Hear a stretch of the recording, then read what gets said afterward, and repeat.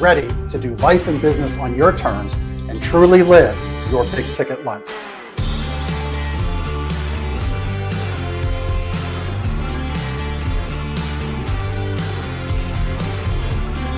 You either make excuses or you choose to level up. Amazing guests living the big ticket life. Woo! Woo! Brandon Brittingham. Appreciate you having me here today, man. It's that kind of discernment, that kind of focus, that kind of forward thinking that's so important if you're going to succeed in business today. Jeff and I are like friends. We're real friends. We are And so you unlock fortune and freedom without all the stress that normally comes along with it. It all comes down to your why. Your business, why are you doing it? How is it going to change the world and what's it going to do for your family? I want you to celebrate your success. Talk about the struggle. But I promise you, the story is in your struggle. They'll never be able to say that about me because people only see me working hard in anything that I'm doing whenever they see me. Focus on your success and the success of those around you. But being that constant in your community, good or bad, whether things are great in the community, bad in the community, who's steady? Unapologetically do business and life on your terms and truly live your big ticket life. Amazing guests living the big ticket life. And we discuss how they do it and the big ticket methods they use. The things that make your life successful so you do life and business on your terms. In and of itself, the only limitations that we really have on ourselves is the ones that we allow to be put on ourselves. And most people don't look at it in that perspective. There's nothing wrong with being humble, but there's also nothing wrong with stepping into your superpower and letting people know who you are.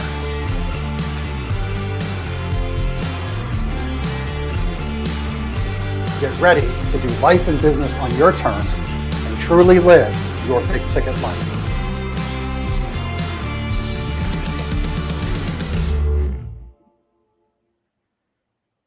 All right, it's great to be back with Chaz Wolfe. And I say it that way because I was just on Chaz's podcast the other day, which you'll be seeing that down the road. But I get to do mine live. And Chaz, I'm happy to have you with you. Chaz Wolfe, welcome to the show. Thanks for having me, brother. I appreciate it, Jeff. Thanks for having me, and also just opening up our colors. Our color scheme is just like spot on with each other. Here we are. Yeah. That's right. We're like color besties. Yeah. I can tell where we're going in this one. It's going to be interesting. I love it. Love it all. So yeah, welcome to the show. I do apologize. I should have done one thing so I can better look like I'm looking at you, because those who watch this show gain a little benefit, right? When you get to see somebody's body language and, get their rhythm, it's better. So we do this show both as a podcast and a video show live streamed.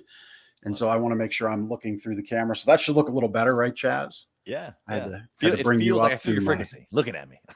Yeah, right. Let's see, it matters, right? These things matter. And that's why it's a benefit to catch the video recording and watch it on YouTube or Facebook or LinkedIn. We give you your choice and options here. And so, yeah, I like that, man. Better frequency, no fuzz, no static. I love it. That's right. I love it. So why don't you share with everybody just a little bit about what you do over there at Gathering the Kings and what people can get from that. And then we're gonna dive into a topic that you and I both, I think, groove on. Talk about frequency, man. We're locked in. Yeah, but exactly. Tell us what Gathering the Kings is all about. Yeah. So Chaz Wolfe, I'm a serial entrepreneur. I've been a business owner for over a decade, and multiple different industries. Been in the retail space, franchising space, real estate, multiple sectors of real estate, home service, you name it. I've got all kinds of portfolio companies, even still to this day. But Gathering the Kings is, as you said, maybe a mastermind group that we're purist. I don't know. We'll have to discuss this a little further as far as your titling, but we're a group of entrepreneurs who are already successful that want to reach what we call the exceptional life. And so we believe that there's actual power in getting around other entrepreneurs. And sometimes that looks different. Sometimes it looks like revenue. Sometimes it looks like, team size, experience wise, but we get together intentionally to agitate the mind. I'm sure we'll get into that as you kind of already hinted a little bit, but There's a lot of group coaching programs out there, and God bless them. I've spent a lot of money on plenty of them myself, got a lot of value. But as far as what a real mastermind is, that's what Gathering the Kings is up to. Yeah, love it. Love it. So we're going to jump in on that topic. You know, the word mastermind is tossed around quite a bit. There's a lot of language, I think, in today's culture, society, business life that has taken on new meanings. I look in my retail business. I know it's interesting that you have retail experience. We'll jam on that a little bit later.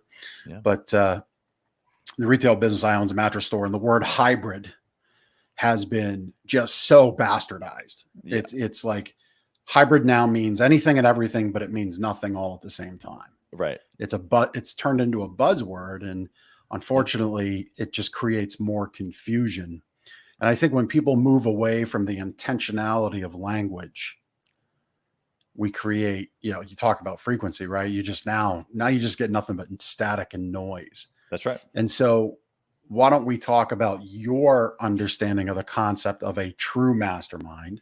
Mastermind as defined in core foundational literature, core foundational application going back 100+ years. Yeah, I'm glad you said that, because it does go back over 100 years. And that simple definition is simply two or more people working together in harmony with the singular definite focus.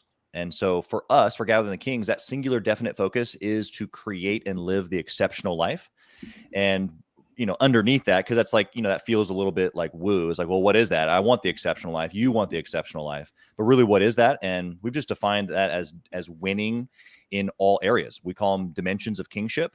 But it's obviously your business and finance, your marriage and your family, your faith, your lifestyle, which would include joy. And of course, there's health in there, your fitness and your emotional health. So when you're winning in those areas, you can absolutely create and live the exceptional life. The problem is that most people don't believe that they can actually win in all of those areas simultaneously. And so you kind of go a layer deeper, and you gotta master self, which again kind of is old literature, old foundational success principles. But once you master self, then a lot of other things start the dominoes start falling, if you will. There's still a formula to those things, but it all starts with self. And so here we are talking about Napoleon Hill and masterminding, and what you're referencing to as far as old understanding of mastermind. It's what we're doing technically right now. By my perspective and your perspective coming together, we have our own thoughts and we live between our ears, and that's fine. And that's where most entrepreneurs live. They're lonely. They're isolated by themselves. And that's okay for a while. I dominated by myself for a while. And a lot of entrepreneurs do. And they kind of just forge through the loneliness and the heaviness. We call it the weight of the crown, where I'm serving the people in my family, the people in my business, whatever it is.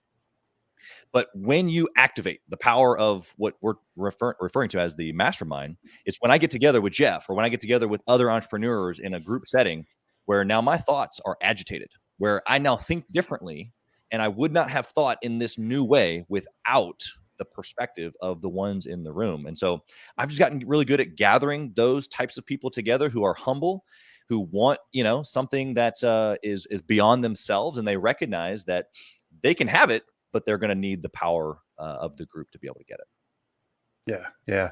Saeed and Jake have been checking in. Thank you for your praise. Appreciate you watching. Keep on watching, because we got a lot more for you. Thank you for tuning in. I'm going to take a little pause, a little left turn in the dialogue. Are you a Dan Kennedy fan by chance? Have you read any of his books? Oh yeah, Dan Kennedy fan. In fact, I worked directly with Frank Kern for a period of time, and Frank Kern is a long student of Dan Kennedy. Mm-hmm. Yep. Yeah, I am as well. And you've said exceptional life, dimensions of kingship. Something, what was the third one? Something with the crown. Oh, the weight of the crown. Yeah. Weight of the crown. So this is a little left turn. If you've been picking up on this, what Chaz has been throwing down, tribal language is really important when you're creating something for yourself, for your business. It's not meant to, how do I say this? I guess it's not meant to further tribalism in a negative way. Sure. It's to create how we all speak to one another. Yeah. It's how to we create hold belonging. each other. Yeah. Yeah. how we hold each other accountable on goals, how Yeah. we can speak to one another. It's really powerful when it's done right. Yeah. And I know Chaz is doing this right in his world with Gathering the Kings, but just as a little aside, and this can apply in any business. I've got a friend, Mitch Smedley. He's actually out your way, Smedley Plumbing. I had him on my show over a year ago. Yeah. Yeah. I know Mitch. Yeah. I mean, he, fix pipes, pet dogs, right? Yeah. Like he's a big dog fan. And, some people might say that's a slogan, but no, it's not, because it's part of what his people do in the house. They give dog treats, right? Right. There is a common understanding, a common language, a common phrasing around that. Yeah. And just in that example, you can have this tribal language, this tribalism, this culture development fit into any kind of business. Yeah, the belonging doesn't very just smart. matter for a mastermind setting, right? The belonging is Right. It could be your family unit. The Wolfe family we have our own language. We have a mission that we're on. My family, my kids that don't even recognize that their kids are going to be part of this thing one day. But it's for our team members. You and I have multiple businesses. That means there's possibly even different language across those people, and they want to belong to something. That's why they spend their time and effort inside of one of our businesses. Of course, yeah, they do it in exchange for money, but that's like 7th or 8th down the list. If they don't have something to be part of, it's the belonging that is one of the greatest pulls, in our human cognitive understanding. Yeah. It dawns on me as we're talking about this, and this again speaks to two people coming together for singular, definite focus. Chaz and I's promise to each other in this show, even though it was on set, is to have a great show. Yeah. And it dawns on me that if you can adopt this tribal language, this language of culture, this language of belonging, this sense of we're all here together, especially for your team members, for your employees, it's language that cuts through the noise and negativity of what they're hearing everywhere else out there, right? Yeah. What do you think? I mean, especially as entrepreneurs, it just dawns right? on me that way. Yeah. I mean, that's who's listening. That's who's in your audience is business owners. They're trying to live the big ticket life, right? So, okay, well, how do you do that? Well, first off, you can't quit. And so you need something to hold on to. And that's what belonging is. You have something to hold on to. And that's, again, whether that's a group that you're a part of, or that's something that you personally are creating for the thing that people are joining you in your business. But yeah, we have to have that. Otherwise it's just a whole lot easier, to quit. And I've always been a pretty persistent, I'm a working genius certified, practitioner or facilitator. And in there, tenacity is one of the working geniuses, which is one of my geniuses. I finish things. However, one of the secrets to me finishing is that I do everything with another person. I work out at 5:15 every morning, and someone shows up to my house to work with me in my home gym. I don't do anything without the accountability or the connection to another person, because that's the secret. Right. Yeah. Very much accountability is key. And, it's also, you said you don't do anything alone. Entrepreneurs do listen to this show. Business owners do listen to this show. Yeah. So often we become the logjam in the success of our company. Yeah. Most times. You can pretty much count on it. Yeah. 100%. And so, you have to stretch your mind, stretch your abilities, maybe stretch your payroll a little bit to, at least at first, to bring in other people to take the mission further, faster. Right. Yeah. Do you have an example like that you could share, where you kind of stretched the limits, or stretched what you thought you could do in a moment by bringing others in? Yeah, I think that, the fitness one is just so easy. I think everybody relates to that, whether you're losing weight, or gaining weight. For me, it's I'm just a little skinny kid over here, but it is actual work, So I have targets. I've got calorie targets, and I've shared those with multiple people. You can take it all the way down to hiring the right individual. Gathering the Kings launched 18 months ago, and I'm a sales guy, so like I've created relationships, I add value, and I know how to do it with a high enough EQ to where nobody a part of my group now, it feels like they were sold. They want to be there. In fact, I've told other people that they can't be part of it because they weren't the right frequency. They weren't the right play, And so I know that what we've created has been really, really special. But on the backside of that, the operational piece of that is that I've, because I've kept it tight knit for this period of time, we're about to do a little bit bigger of a launch, but, I've kept it tight knit, sub 100 members. And it's like, you have this ability now, or I didn't have the ability to really build a team, I guess is what I'm trying to say. So even just recently, in the last 8 months or so, we brought on a COO, and that was a big deal because we're preparing for something that's much, much greater. And I'm living 3 and 5 and 10 years out, and I can already see what Gathering the Kings looks like then. And I'm trying to make decisions now based on that guy then, and that was part of it. So the easy payroll deal. I mean, I can go fitness. I can go in the past where I'm 26 years old, looking to open up my 4th franchise, and I'm pouring every single dollar from the 3 that I started back in so I can get the 4th one going. And then I took all the money that next year from all 4 and bought number 5, 6, and started number 7.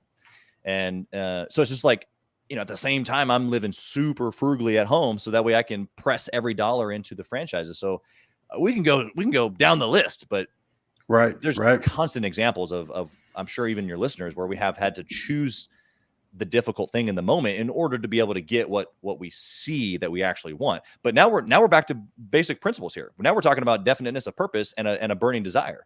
If I know that this is where Gathering the Kings is supposed to be as a real mastermind, I know that there's a certain number of people who call themselves entrepreneurs who are going to be associated to that, and I can see it 5 and 10 years from now. Okay, fine.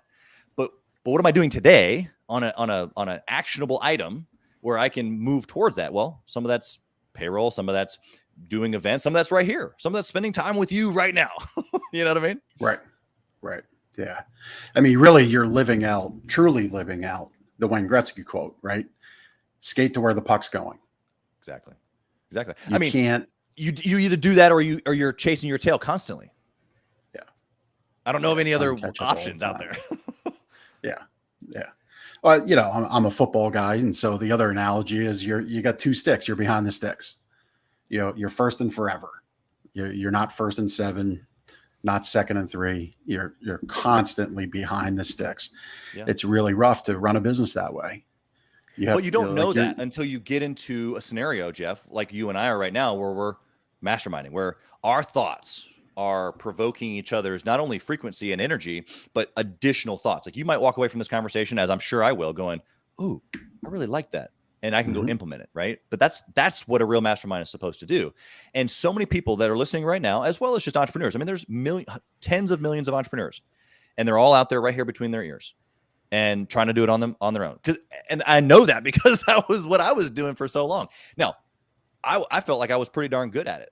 And it took me maybe a longer runway for me to feel the weight of doing it myself. But eventually, sorry, dude, you're not Superman. I thought I was, but eventually you come to the place where you're like, I'm tired. And man, I wish I could share some things with some people because I can't share it all with my wife because I don't want her to be stressed. That's my role, is to carry that weight. And I don't want to share it with my team because I don't want them to leave.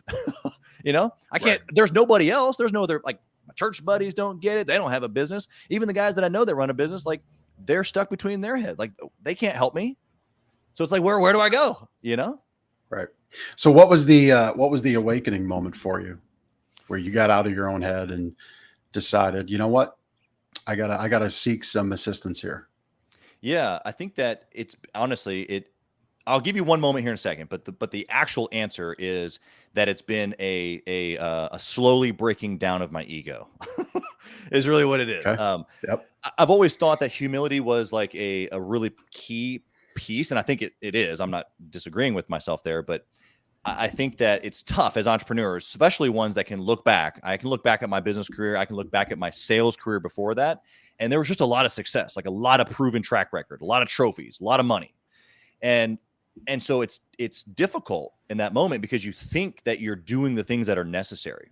And it's not until your perspective changes which is what happens in a real mastermind when your perspective changes and you realize that like it's been good, but like there's just so much more potential, and that you're operating at only 10 or 20%. And when you realize that, especially if you've been a high performer, and you like just have this like deep seated like, oh geez, I haven't even scratched the surface yet.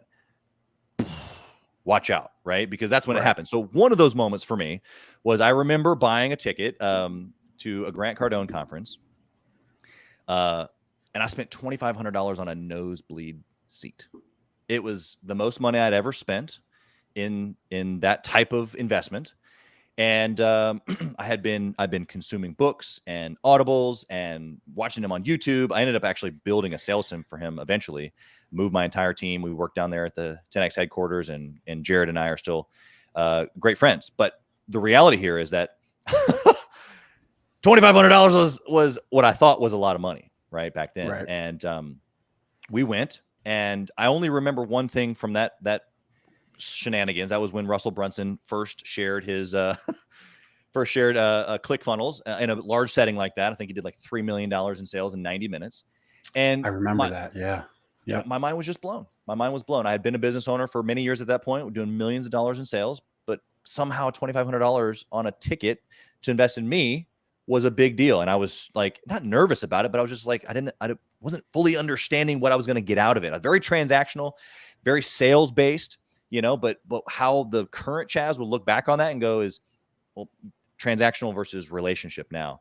And inside of the relationship, whether it be this right here, or whether it be in an actual mastermind setting or at an event, my perspective changed. And it was like, okay, I see now what I need to do is continually move the needle in that area of my life. And so even when I was just telling you, we went to Miami. We were there for about a year. I worked with Frank Kern and Grant Cardone and the whole team. And me being in Miami, I'm from Kansas City. Like I don't know if anybody here in Kansas City owns a Rolls Royce. Just to put it in perspective for you, okay? They're everywhere. My rent in Miami, I shared later that my rent was like $5,000. And I have a couple buddies here. They're like, dude, what kind of home you can have here in Kansas City for $5,000? I mean, right there in Aventura. Get a big old home. Yeah. I now have a big old home, which is great, but like, that's not what I do it for. It's like, I'm doing it for perspective change, right? Because seeing a Rolls Royce, or back, in Miami, everybody, the Honda Accord down there is the G-Wagon. Seeing everybody have one. And now I'm not really excited about stuff like that. Would I like to spend money at that level? Sure.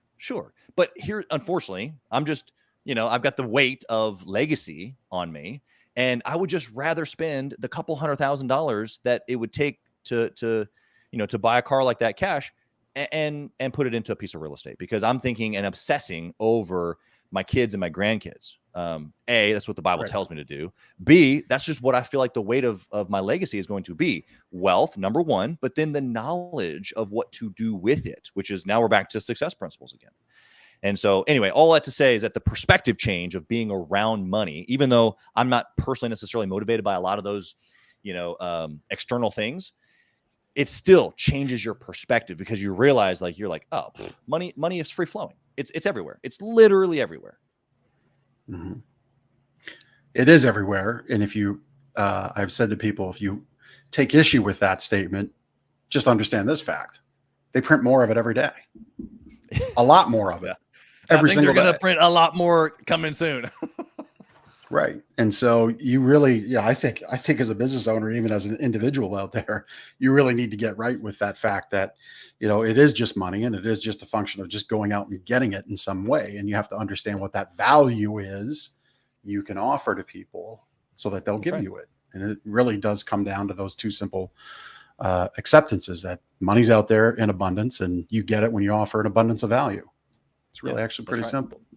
It's tough because there's a lot of people that I would say come from, humble beginnings, and they don't have a real belief that they can have, whether it be things or accomplish the goals on their list. And so again, we just keep coming right back to these success principles. If you don't have actual belief, right, or a burning desire backed by faith and a plan, we're just quoting Think and Grow Rich, it's just not going to happen. So we focus a lot on belief, not only individually, but corporately, in your team, in your family. Like, if there is no belief, then it's not going to happen. So a lot of the perspective change that we're talking about, to kind of tie this all together for your listeners, is that oftentimes you have to put yourself in a scenario, whether it's a room of entrepreneurs or listening to a podcast like this, or moving across the country to live in a different area, where your perspective changes. And then now it's like, oh, okay, I get it now. I now believe that it's possible for me to, whatever it is, whether it's the Rolls Royce or whether it's just simply having it all. Like, there's some people who might look at some of those pictures that you just shared of my family and go, he's got all these businesses, he makes great money, he's got a great family, and that's all just social media, and it just looks good from the outside. They're probably crumbling on the inside. And what they don't know is that, well, sure, yeah, like, have Julie and I had arguments? Of course. We're humans, right? But what we do have is a weekly meeting. And what we do talk about are all the things that come up with our schedule and our family and how we honor each other. We talk about sex. We talk about things that matter to our relationship. And all of those things happen because I know that's what it takes, the intentionality that you mentioned earlier, to actually win in that area. And so I want to win in that area as well as in my businesses. It is not just like, oh, because I'm a great business owner, I'm going to be a great dad or a great business or a great husband. I have to be just as intentional and planned out and well thought about and burning desire, all the same principles over here as well as that what we've talked about in our business, right? Yeah. No, I love that. There's many people I know that do the family huddle, as some call it, the family meetup. Blows a lot of people's minds. I think it's very, very smart for everyone to do. Highly endorse it. If you take anything away, you could take that and have that direct application to see improvement in your day, in your week, in your month, with your kids, with your spouse. I love it. Love that you're doing that. So let's kind of take a loop back to, we've dropped the word mastermind, real mastermind, honoring the foundations of it. The concept of a business owner peer-to-peer mastermind really was memorialized by Napoleon Hill in the 1920s. Law of Success was the first book. Really, the term gained a lot of popularity through the second book, Think and Grow Rich. That's the one that really took off. Think and Grow Rich was a course. It was sold on TV infomercials. Nightingale Conant, ran that for years and years on television. But that's kind of the bedrock material of business masterminds today. Yeah. And we're at a point where you have so many people who think because we just gather people in a Facebook group that's a mastermind. We gather people in our coaching group that's a mastermind. You and I are in alignment that, to the true honor of the word and the bedrock foundational material, it doesn't make it bad. Doesn't make it bad. And they all have value. And I'm parts of those groups. I'm in presently right now paying for 3 of those groups. Yeah. And there's value there. One as well. Yeah. And so, but I also don't conflate it and confuse it. Right. Personally, when I facilitate, and you shared also that you are a facilitator. I think you said even certified. Yeah. Yeah. With the Working Genius program, but even with the facilitation word, that's right. That's why the difference in mastermind and group coaching really is because when you think about a group that you've joined that has a guru or a big name, then that's not a round table. It's a rectangular table, and he or she sitting at the head, which is fine. Yep. I sit at the head of my table at my house. Like this is how it's designed. There's order there. But inside of a real mastermind, the way that Napoleon Hill has designed it is that the table is round. Now, he doesn't talk about the physical table. I'm filling in some words here. But at the round table, again, using even our own tribal language, is that I'm going to take my crown off. You take your crown off, because there's no beating of the chest at the table, because I don't really need to impress you. As long as the facilitator, in this case, it's me, as long as I'm making sure that the people sitting at the table are and should be at the table. This is why I've turned away certain people. And so I already know that the people around the table, number one, are going to be humble. They're going to be willing to take off the crown. I don't need anybody feeling as if like they're superior. And it doesn't mean that you can't come with an ego or an arrogance or a confidence. We all have it. Welcome to the club. In fact, actually, if you'll just take it off, it's called your crown. Like, cool, it's gold. You got jewels. Everybody else in your world thinks you're the man, and you are. But guess what? You take it off. You don't have to be the man here. We're all equal parts. And guess what? I'm going to learn from you today, Jeff. And you can't do that if you have an ego. And so, yes, there's groups of networking, and there's groups where I'm going to learn from somebody. All that is fine. But really, when you sit down with the intention of, okay, where's the value coming from today? Or better yet, really the mature king says, how can I give value today? Knowing that in any scenario that I'm in, I'm going to get back more than I can give as long as I'm focused on the give. Yeah. Yep. No, and that's so much there that you said is so true and on point. The facility, so again, if you've not experienced an in-person mastermind at a round table, I've often been like in a U-shaped, little 24-inch conference room table where you can take notes, kind of spread out with materials, but you're all looking at each other, right? You're not breaking your neck, turning up to look at the leader, facilitator. That is the environment of success for these things. That is, again, honoring the true term, the true definition, brings out that agreement that you're all there for that singular focus. So I love those environments. If you've not been in one of those, you really ought to get into one. And this facilitator, I'll share an example. When I was in Dan Kennedy's mastermind group, that was 30 grand a year investment.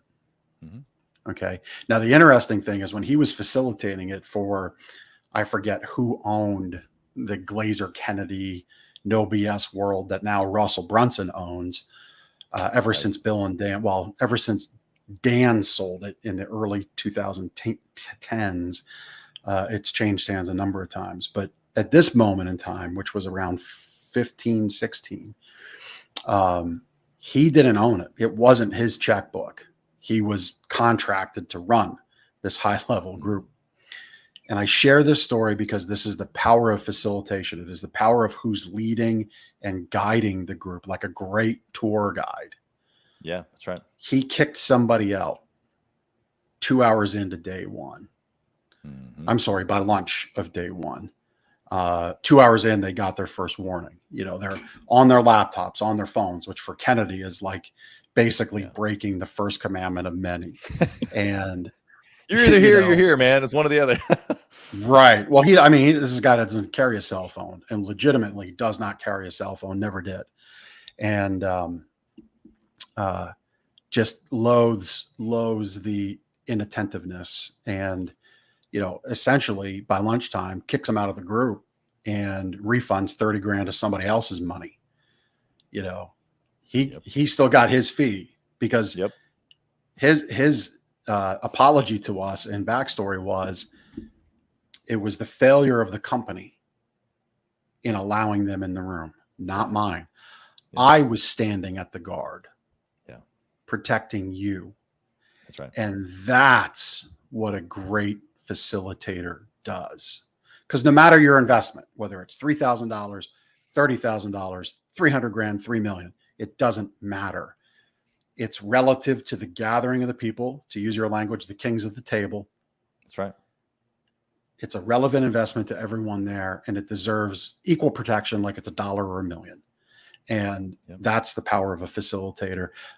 Any stories that you can share for people who've sat at your table where this was their first experience? They maybe had a conception, an idea. Yeah. What were some I don't want you to reveal anything that somebody would feel bad about. I got all kinds of stories. Yeah. Give us a couple examples where people's eyes were opened up. Yeah, I think first off, there is, like you're saying, there's maybe two groups of people. There's the person that has no idea what we're talking about when we say mastermind. They're listening right now, even. They're going, I hear you talking about this is a real one versus a not real one, but I didn't even know this term existed before today. Okay, fine. So that's one group. And their expectations, like you're saying, are they don't really know what to expect. They've encountered me, or they've encountered one of our members, or maybe on my podcast, and they've just gone, dude, I don't know what it is with that guy or that thing that they've got going on, but I need to be in that room. And so they're just there, very open-minded, I guess. Then you've got the other person that's been in mastermind rooms. And sometimes that's a good experience, sometimes that's a bad experience. And so sometimes they're looking at, everything, assessing, wondering where the value is. Sometimes they recognize the value of rooms, and then they're just there, and they're fantastic to work with because they know all they need is one piece all year long. It can be a $30,000 investment, like you're saying, and all I need is one perspective change, one decision, one connection, one little piece of adjustment. And you should have a big enough business to where one decision more than pays for a $30,000 fee. If you don't, it's okay. You need coaching. Probably shouldn't be in a mastermind room, right? And that's okay. We've got different tiers now that offer maybe a little bit more coaching for some of those smaller business owners, the sub-million. But really, when you're at the table of creating a team and growing something from $1 million to 10 million or even beyond, we've got guys in the group that do over 300 plus million. So it's like, okay, when you have real, experience at the table, then you have these two camps, and you either have someone that already understands the value and they're just waiting for the right moment. They're just taking notes. They're just waiting. Then you have the other person that's like, I don't really understand what this is. And so I'll give you an example of just the power of the group, because the person that fits in this side over here, he has multiple companies, and he was in one of our hot seats about a year ago. And he shared some information about a family business, been open for about 40 years outside of his other 3 companies, basically. And it's the smallest company, the smallest margins, the most difficult customers. And he was sharing in the hot seat how he was just really weighed down by it all, and really was just looking for some feedback. And long story short, the collective around the table was, bro, why do you even have this business anymore? Which is really hard to think about in the moment, because this is your family business that you bought from your parents, right. That started was 40 years ago. And so he actually ended up closing that down. And he just reported back just a couple of weeks ago, because it had been 1 year since that discussion, since that agitation of thought, right? What happens in a real mastermind. And he said, not only did he make 5% more, because that company had 2 kind of divisions, but he made 5% more in that company, although he gave all that revenue away. He shut the whole thing down. In his other company that he's now been focused on, he's had over 30% growth. And this is somebody who has never been part of a mastermind, just completely open-minded to, like, I don't know what y'all are up to, but I got to be here, right? Right. So someone over here who's been part of a room, who's gotten value before, knows that there's, like, that's all they need. That one right. one and meeting. Just to pause you here before we shift to the other side of the room, the veterans who jump into masterminds. So that newbie had that moment where, and I love that phrase, agitation of thought, right? So they had that moment. They stopped tormenting themselves. And I imagine that was hard, right? A legacy business, but look, big deal. Sometimes you need people to kind of kick you in the butt and say, look, this fax machine business that your family started 70 years ago, right? Unfortunately, things have moved on. While it would be terrible to take down the father and son nameplate out front, and you're now the grandson, the reality is nobody wants this anymore, or it's just not making money anymore, and it's ruining your life. So shuts that down, grows his other business 30%. So what was that delta where we grown 30% on $1 million, 30% on 10 million? Like, what was that number? So the company that grew is between 3 and 4 million, I believe. If I'm remembering correctly. So it grew $1 million, let's just say, for round numbers. Right. And and I know you have an investment in Gathering the Kings, but I'm guessing the ROI when you grow $1 million plus. Let's cut it in half for the skeptics out there, 500 grand. I'm guessing the ROI is pretty much what we would call off the charts. Yeah. On one idea. When you can dial into this, it gives you so much poise. In fact, I'll draw our attention to a video I saw. We all know Alex Hormozy, and he said in a video that when he started working with his YouTube team, he said, "Hey, look, I know most entrepreneurs are going to press you for results in 90 days. And if you don't get them, I'm going to cut you." He's like, "I'm looking at creating a 10-year plan. I'm competing with guys that have been on YouTube for 10 years. And so I'm looking to win in 10 years. And he said, my YouTube guy was like, "I'm sorry, what?" Like, he couldn't compute the poise that Alex had. And he's like, "Now look, don't get me wrong. We need views. We need to see our stuff progressing, but I'm on a 10-year decision horizon." And so when you can settle down in your mind as an entrepreneur, that it's not as transactional, like I referred to how I was before as well, that it's not all just tick for tack. And it is tick for tack because there's always a cause and effect reaction. That's just a law of nature. But sometimes the effect to your cause doesn't happen for a while, right? And it doesn't happen for a couple days, a couple months, a couple years, a couple decades.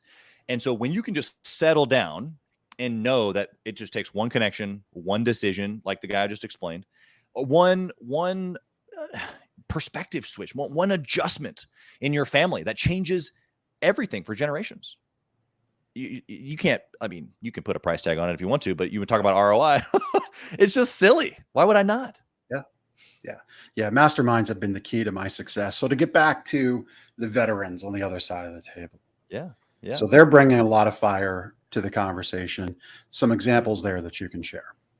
Yeah, I'll give you an example of a gentleman who's been a part of multiple high-level masterminds, or what he would agree with or have been, for the most part, big group coaching programs. And again, major value, he actually helps facilitate some of those things. Like he didn't like leave other groups to be part of ours. But what he saw in Gathering the Kings was, oh, okay, I see how actually you're doing the mastermind, how it should be done. And for that person, it's so interesting for me because, and I can give several examples of something like this, but when you have someone known that they've spent money and been around other players, especially big players, it's almost like a little bit like, oh, I know I bring value, but it's a little bit like, until I can get it out of him. You're always worried. I'm always trying to bring value. I'm obsessed with bringing the value. So I'm always concerned about it. And so even just recently had another conversation with him, and he's just like, dude, the perspective changes that I've had just even in the last 6 months, because I think he's only been a member for about 6 months, have been monumental. They'll change my whole entire family. And some of it has been around thinking. Some of it has been around visualization. Some of it has been around his family. Some of the ways that he's going to do things different in his business forever and ever. Now that he knows, it's like, once you know, you can't unsee it unless you just, you can turn a blind eye, I guess, which is still a choice, but he's just choosing not to. So it's just super encouraging, even for me, for someone like that, who's been a part of rooms, who helps facilitate other high quality group sessions. And it's like, this stuff right here, nobody's talking about it. It's like, well, geez, I feel like this is like the same stuff that I've kind of read over and over, and it's like played out and dry. But dude, these are wells, like deep wells, and that will always be on. This is the journey that we're on, and I will continue to be on. Period. I mean, you talk about Bob Proctor. He's been studying Think and Grow Rich for 57 years. 57 years. Right. It's crazy. Yeah. That bedrock stuff never goes away. And but nobody presses into it. Always there. Right. Yeah. Cause it's not sexy. It's not a 15-second soundbite. It's not a 60-second reel. It's not all this stuff, I always have such tremendous consternation with, is it a long ad? Is it a short ad? Is it a long video? Is it a short video? Yeah. And, I'll admit it here and now. I've kind of waved the flag on it, because sometimes it's nice to get paid. You can be right, or you can create content that your user base will dig into. That's the reason I make notes and I carve out reels from all my shows, and then we share them out. And I've got a team building the distribution of it in one show, soon to be coming over to this show, in a more defined and robust way of getting it out. But yeah, the digging into the bedrock material is always important. There's a lot of lessons there, just a lot of lessons there. Yeah. I made a post, I don't know, maybe a year ago or so. And in chapter 2 in Think and Grow Rich, he breaks down, there's 6 steps to create, your morning visualization. And I've since, taken that to a whole nother level with coaches and things that I've, spent investment, time, money, effort on. And I have it in a whole different, detailed, methodology now. But where it started for me was right there in chapter 2. And it's like, I asked on Facebook, how many people have actually just done word for word? I'm looking for my book. How many people have actually just done it and then kept to it every day, reading it just like it says? And most people have read the book. Most people think it's a good book. And I'm not here to like only promote Think and Grow Rich. I've read hundreds of books. I'm a huge EQ guy. I'm a huge optimism guy. I'm a huge frequency guy. I'm a huge, like, there's just so many more pieces that go into success other than just Think and Grow Rich. However, I mean, bro, if there's ever a manual, and I'm just flabbergasted, like you're saying, that there's just so many people who, I mean, it's a $14 book on Amazon. You know, that would be a great step one. But one of the principles in there is, guess what?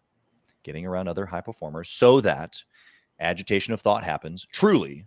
That way you can think differently, and then therefore see, which is the ability to have a vision or a desire, to obsess over it, to put emotion towards it, to put detail towards it, to start taking freaking action on it so you can have it. That's just the way it works. Love it. Love it. And I think that, on that note, great time to wrap up our time together. We've got Chaz's #1 book recommendation on the screen. So here's the challenge I'll leave. Get the book, Think and Grow Rich. You can order it on Amazon. It'll be at your house tomorrow. It's $14, right? And then, you know, dig into that. Start, just skim it. You'll be inspired. If you decide to take action, certainly reach out to Chaz and see if Gathering the Kings is for you, because as we titled this show, surrounding yourself with others for success is important. I love what Chaz is doing. That's why he's on the show. If I didn't love it, he wouldn't be on the show. But check him out, chazwolfe.com/gathering-the-kings. We've got it on the site. We've got it in the show notes. Chaz, what is the best way for people to connect with you? Yeah, actually, they can just go to gatheringthekings.com, take them to the same place, but gatheringthekings.com, or on any social. Facebook is probably where I'm most active. But we're on Instagram, we're on LinkedIn, we're on TikTok, all the places we're trying to be available. Our podcast is also called Gathering the Kings. And we've got over 400 episodes recorded there. Not all have been launched, but we are excited about helping entrepreneurs everywhere live and create the exceptional life. Love it, man. Love all that you're doing. Can't wait to see what that next level is for you coming out. You've obviously got a great basis of success now. No reason for anybody not to check out what you're doing over there at Gathering the Kings. Thank you so much for taking the time today, pour into my listeners and give that value you talk about. I think you certainly delivered. Thank you, my friend. Appreciate you. Jeff, you're a king, man. Thanks for having me. I appreciate you. Yeah, thank you. All right. We'll see everybody next week on The Big Ticket Life. Go out there and do life and business on your terms. Take care. Thank you so much for taking the time to listen to this episode of The Big Ticket Life. You've heard from another amazing guest living their own big ticket life, and now it's time to live yours. First, I'd love for you to take me up on my free gift to you. Claim your gift at gift.thebigticketlife.live. That's gift.thebigticketlife.live. See, all your life you've been told what is and what isn't possible by the loudest voices from the cheapest seats. It's time to finally do life and business on your terms. Sure, you've heard similar things, but without clarity on what can be done, it's easy to have your customers, employees, maybe even partners, and your spouse keep you from truly living a big ticket life. My big ticket methods shift you into that investor seat in your business, away from commodity and away from competition, into a market of one, so you can finally live your own big ticket life. So my gift to you is for you to book your discovery call today, where we'll uncover first the Chivo behaviors, those chief everything officer behaviors that hold you back, and why moving into the investor seat in your own business is critical. 2, we'll uncover the premium position that's up for grabs right now in your market that you're missing out on. And 3, which big ticket methodologies are just waiting to be dropped into your business to explode your sales and profits. So again, thanks for listening to this episode. I'd love for you to take action right now. Accept this gift. Book your call. Go to gift.thebigticketlife.live. Again, that's gift.thebigticketlife.live.